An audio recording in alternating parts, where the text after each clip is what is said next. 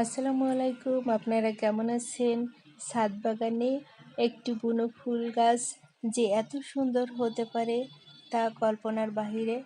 কারণ আমি বুনো ফুল গাছটা যখন দেখি তখন ভাবি, বুনো ফুল তাও এত সুন্দর হতে পারে।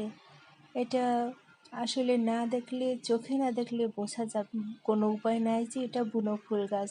আমার বাবলু অন্য অন্য টবের ভিতরে এই বুনো ফুল গাছটা দেখে তার সৌন্দর্যে মুগ্ধ হয়ে সে একটা সুন্দর জগের ভিতর লাগিয়ে রেখেছিল। লাগানোর কিছুদিন পরে দেখা যায় যে গাছটা একদম ফুলে পরিপূর্ণ হয়ে গেছে। ফুলগুলোর সৌন্দর্য এত আমাদের মন কেড়েছে, যা আসলে কল্পনার বাহিরে। দেখতে এত সুন্দর, এত সুন্দর, যা কল্পনাকেও হার মানাবে।